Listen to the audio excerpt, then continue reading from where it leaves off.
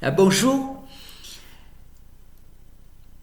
Aujourd'hui, vendredi 23 août, je suis heureux d'être avec vous au travers de cette vidéo une deuxième fois. Vendredi dernier, nous avons vu et célébré la grâce du Seigneur Jésus, lui qui est le persécuté pour la justice, lui qui est le roi et qui est persécuté, crucifié à cause de nous et pour nous sauver. Et aujourd'hui, nous allons poursuivre un peu plus loin avec les paroles de Jésus lui-même qui nous dit « Vous êtes le sel de la terre ». Alors que la grâce et la paix qui sont en Jésus-Christ vous atteignent, car elles vous sont données en abondance. Que la valeur, que la vitalité qui sont en Jésus-Christ vous atteignent, car cette bonté est révélée dans les enfants de Dieu, ce que vous êtes par la foi. Et nous prions le Seigneur. Oui Seigneur, notre Dieu, notre Père, te demandons de révéler ta bonté dans nos cœurs, par ta grâce, par la puissance de ta parole et de ton esprit. Te demandons que nos cœurs, nos pensées, nos attitudes, nos comportements, notre conduite, tout soit à ta gloire, tout révèle ta bonté. Donne-nous de nous exposer à ta bonté. Merci Seigneur de répondre à nos prières. Au nom de Jésus, Amen. Et nous continuons avec les psaumes. Et le psaume 42, c'est le psalmiste qui dit « Pourquoi t'as battu, mon âme, et gémis-tu sur toi? Attends-toi à Dieu, espère en l'Éternel. » Psaume 27 aussi. Psaume 37, « Fais de l'Éternel tes délices, et il te donnera ce que ton cœur désire. » C'est ainsi que nous continuons ce culte avec ce chant que nous connaissons bien, « J'ai soif de ta présence ». Prions ce chant. J'ai soif de ta présence.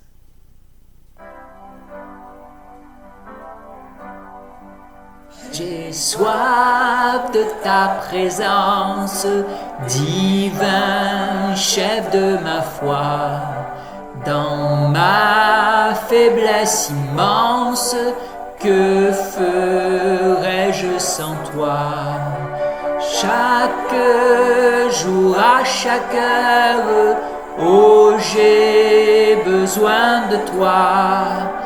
Viens Jésus et demeure auprès de moi.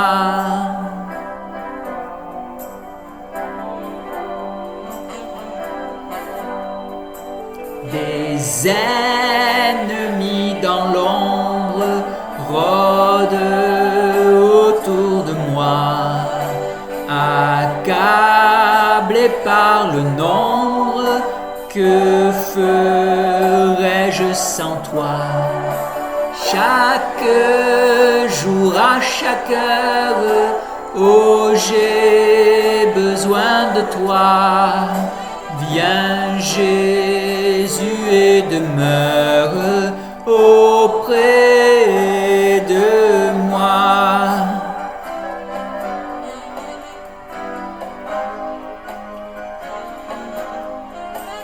Pendant les jours d'orage, d'obscurité, d'effroi, quand faiblit mon courage, que ferais-je sans toi? Chaque jour, à chaque heure, oh, j'ai besoin de toi. Viens Jésus et demeure auprès de moi.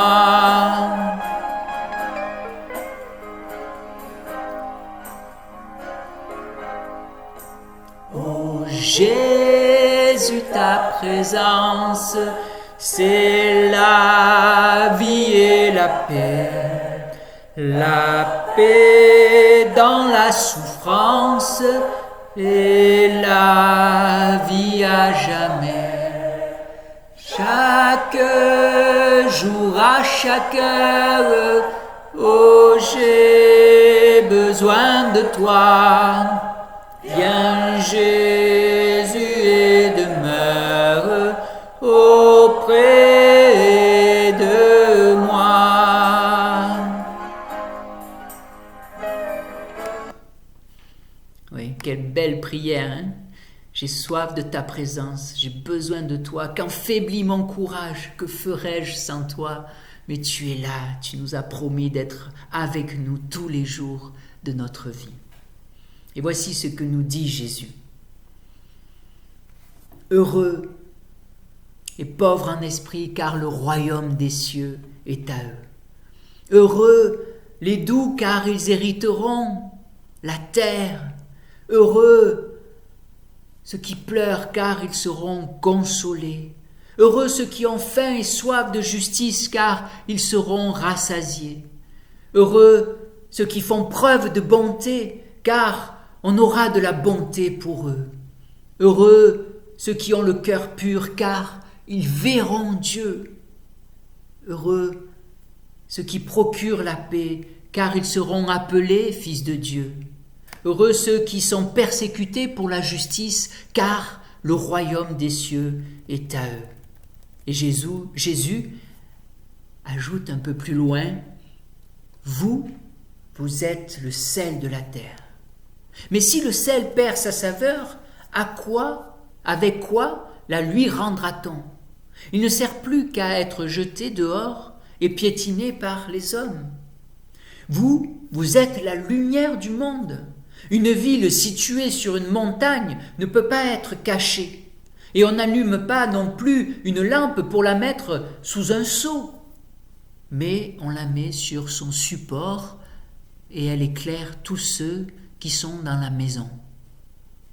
Que de la même manière, votre lumière brille devant les hommes, afin qu'ils voient votre belle manière d'agir et qu'ainsi ils célèbrent la gloire de votre Père céleste. Devant cet immense appel, cette vocation immense d'être le sel et la lumière du monde, nous allons prier le Seigneur avec ce chant « Ô prends mon âme ».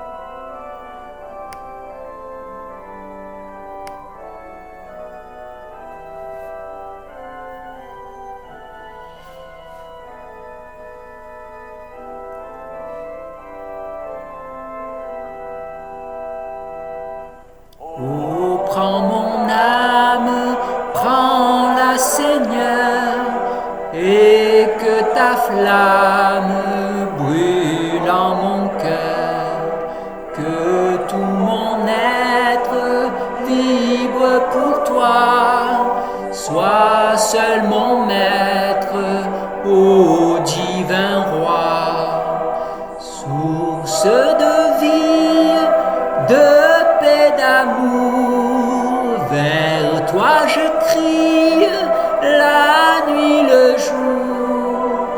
Entends ma plainte, sois mon soutien, calme ma crainte, toi mon seul bien. Du mal perfide, oh garde-moi, viens, sois mon guide, chef de ma foi. Quand la nuit voile tout à mes yeux, sois mon étoile, luie des cieux. Source de vie, de paix, d'amour, vers toi je crie, la nuit, le jour, entends ma plainte, sois mon soutien, calme ma crainte, toi mon seul bien. Voici l'aurore d'un jour nouveau, le ciel se dore de feux plus beaux. Jésus s'apprête, pourquoi gémir? Levons nos têtes, il va venir. Source de vie, de paix, d'amour, vers toi je crie, la nuit, le jour, entends ma plainte, sois mon soutien, calme ma crainte, toi mon seul bien. Amen, amen.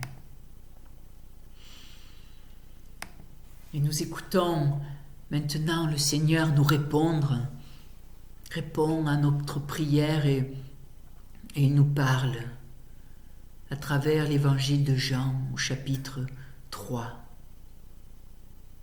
Et tout comme Moïse a élevé le serpent dans le désert, il faut aussi que le Fils de l'homme soit élevé, en fait crucifié, afin que quiconque croit en lui ne périsse pas, mais qu'il ait la vie éternelle.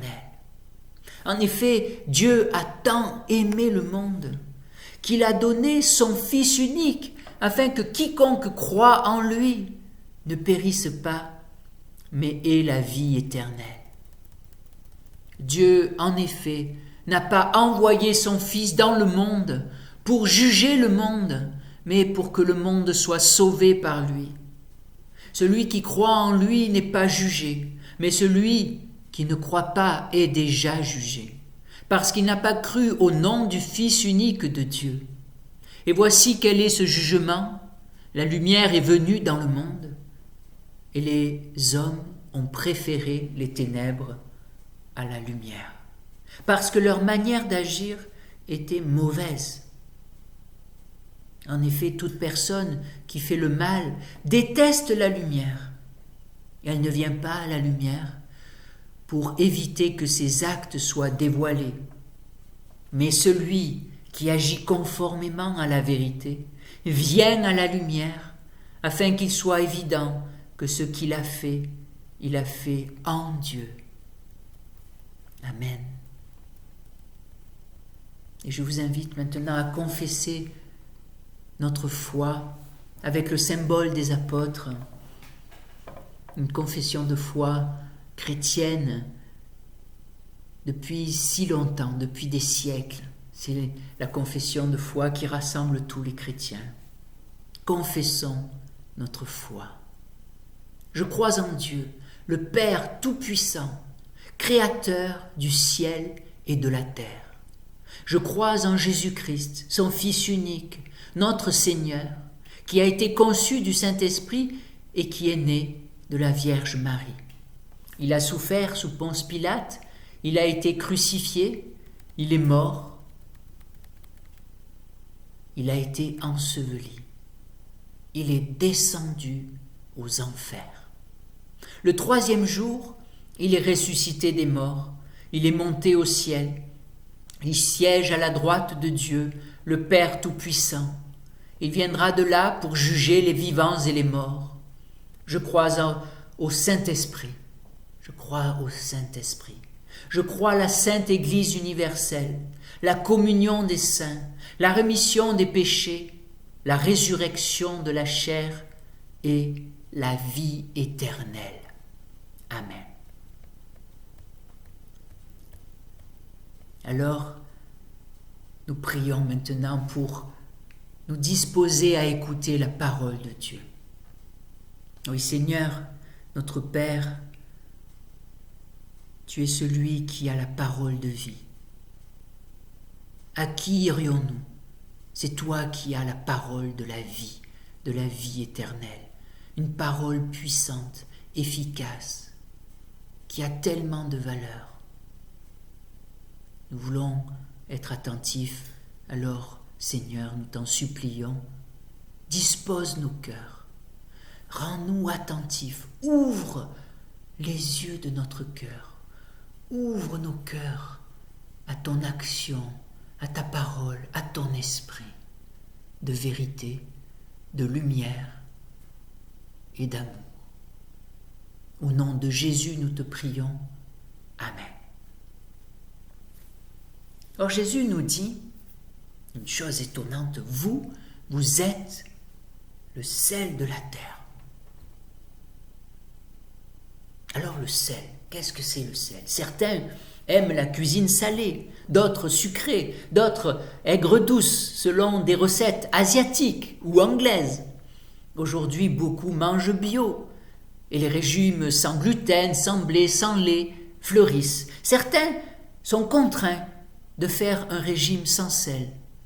Et souvent, dans notre bonne société française, on voudrait bien se passer de sel, c'est-à-dire de cette image de sel, c'est-à-dire des églises, de la religion. Ça ne sert à rien, on dirait. Ça ne fait qu'attiser les tensions, les haines et les guerres. Attention de ne pas aller trop vite en disant cela, en laissant ces pensées venir. Attention de ne pas jeter le bébé avec l'eau du bain. Et parfois même ce sentiment d'inutilité saisit le chrétien. À quoi je sers? Quelle est mon utilité sur cette terre? Puis-je changer quelque chose dans ce chaos, dans ce monde qui part à la dérive, qui ne sait plus où il va? C'est inutile, je ne vaux rien. Oui, nous connaissons tous de près ou de loin ce sentiment d'impuissance et d'inutilité, cette crise de confiance. Mais Jésus nous dit, vous êtes le sel de la terre. La valeur du sel est immense. Par sa parole, Jésus coupe à la racine cette mauvaise herbe de la désespérance, ce poison de l'âme. C'est comme s'il nous soufflait au creux de notre âme. Ton trésor, c'est moi, Jésus. Tu es donc très précieux, tu as beaucoup de valeur. Si ton trésor, c'est moi. Et Jésus insiste, vous êtes le sel. Pourquoi Jésus utilise-t-il l'image du sel? Alors une chose étonnante, le sel a plus de 14 000 utilisations. 14 000 utilisations. C'est dire la valeur du sel. Il est indispensable à notre monde. Il est utile dans tous les domaines, dans les besoins familiaux, dans l'entreprise, dans la médecine, dans la technologie, l'industrie et la médecine. Jésus est en train de dire à ceux qui écoutent sa parole, le monde ne peut pas se passer de sel. Il ne peut pas se passer de vous. Vous êtes le sel de la terre, vous êtes précieux, vous avez une valeur unique, une très grande valeur. Jésus désire que nous ne perdions pas de vue notre valeur. Alors, comment être salé, comment avoir cette valeur précieuse et la garder et pouvoir être utile au monde, à ceux qui nous entourent. Quelques dizaines d'années avant Jésus-Christ, Jules César avait demandé à un de ses ingénieurs de chercher un endroit pour faire du sel. Et cet ingénieur a choisi Aigues-Mortes. Vous connaissez, c'est pas trop loin, c'est au sud de Montpellier, un peu plus loin là. Et pourquoi il a choisi cet endroit? À cause de son exposition au sel et au vent. Non, pardon, à cause de son exposition au soleil et au vent. Et le sel est produit par le travail immense du soleil et du vent sur ces vastes étendues. De même pour nous, qui écoutons la parole de Jésus, Dieu nous fait devenir sel par un processus permanent de salaison. Nous sommes appelés à être constamment exposés et travaillés par Dieu. Exposons-nous à la parole de Dieu. Exposons-nous à sa lumière. La chaleur de la grâce de Dieu et le souffle de son esprit produit ce que nous sommes, des chrétiens, des hommes et des femmes qui sont en Christ, qui sont exposés à sa présence, à son action, à son bonheur. La foi, c'est s'exposer dans la confiance à Dieu, à la puissance de sa parole et de son esprit. La foi, c'est exposer sa personne, son passé, son avenir. C'est pleurer devant Dieu. C'est exposer son mal, sa maladie spirituelle. C'est exposer ses souffrances, ses tourments. Exposer sa misère à Jésus. La foi, c'est exposer sa situation. C'est lui dire « Me voici, moi et mon cœur, moi et ma vie, moi et mon inutilité. Fais ce que tu veux de moi. » Et alors, on devient utile dans ses mains. Autrefois, nous étions inutiles, mais maintenant nous sommes utiles. Au contact de Jésus, soyez transformés en sel. Non en statue de sel immobile, mais en sel vivant pour saler le monde autour de vous. Par une attitude qui vient de Jésus, qui est le sel, qui est la source du sel, qui est la source de toute valeur véritable et éternelle. Amen. Prions maintenant le Seigneur. Oui Seigneur, c'est toi notre trésor, c'est toi notre vie. Et Seigneur, tu connais la faiblesse de nos âmes, la faiblesse de notre foi, la faiblesse de notre amour pour toi et pour les autres. Ô Seigneur, nous exposons notre faiblesse à ta lumière, à l'action de ton esprit et de ta parole. Parle-nous, Seigneur, et conduis-nous. Transforme-nous à ta lumière, à la chaleur de ta grâce. Parle-nous. Merci, Seigneur. Et nous rassemblons nos prières dans la prière que tu nous as enseignée. Et nous voulons aussi prier pour tous nos frères et sœurs, pour le personnel de Lustau, pour tous qui sont dans cette maison. Prions la prière que Jésus nous a enseignée.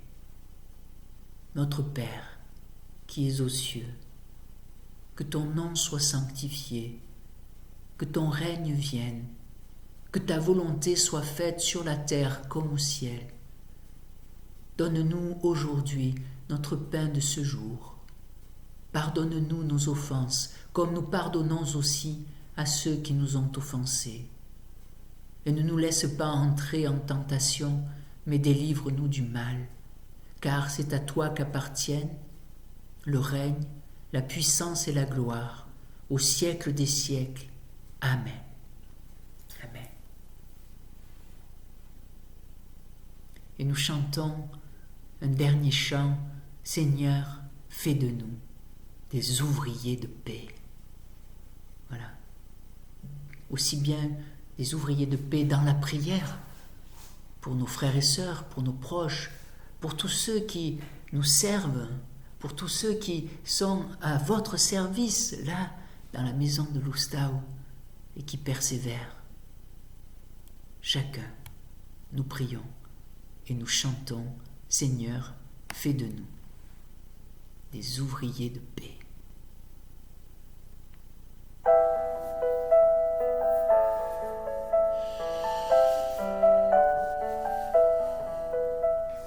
Seigneur, fais de nous des ouvriers de paix. Seigneur, fais de nous des bâtisseurs d'amour. Là où s'évapore la haine, que nous apportions l'amour. Là où se trouve l'offense, que nous mettions le pardon. Seigneur, fais de nous des ouvriers de paix. Seigneur, fais de nous des bâtisseurs d'amour. Là où grandit la discorde, que nous fassions l'unité. Là où séjourne l'erreur, que nous mettions la vérité. Seigneur, fais de nous des ouvriers de paix. Seigneur, fais de nous des bâtisseurs d'amour. Là où grandissent les ténèbres, que nous mettions la lumière. Là où règne la tristesse, que nous fassions chanter la joie. Seigneur, fais de nous des ouvriers de paix. Seigneur, fais de nous des bâtisseurs d'amour. Là où s'attarde le doute, que nous apportions la foi. Sur les chemins du désespoir, que nous portions l'espérance. Seigneur, fais de nous des ouvriers de paix. Seigneur, fais de nous des bâtisseurs d'amour. Là, il faut savoir, plutôt que d'être consolés, donne-nous de comprendre plus souvent que d'être compris. Seigneur, fais de nous des ouvriers de paix. Seigneur, fais de nous des bâtisseurs d'amour. Il faut savoir donner pour pouvoir être comblé, car il faut s'oublier pour pouvoir se retrouver.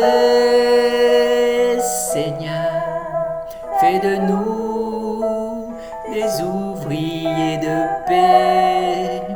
Seigneur, fais de nous des bâtisseurs d'amour. Amen. Car nous sommes ouvriers avec Dieu, et vous êtes le champ, l'édifice de Dieu. Nous sommes ouvriers avec Dieu. Nous sommes ses mains, nous sommes ses pieds, nous sommes sa bouche, nous sommes ses yeux ici sur la terre pour apporter ce sel dont le monde a besoin. Tournez-vous donc vers Jésus et par sa grâce, soyez débordants de reconnaissance. Toi, peuple du Seigneur, que l'Éternel te bénisse et te garde. Que l'Éternel fasse briller son visage sur toi et t'accorde sa grâce. que l'Éternel se tourne vers toi et te donne la paix. Amen. Amen. Bonne soirée. Bon week-end, bonne semaine.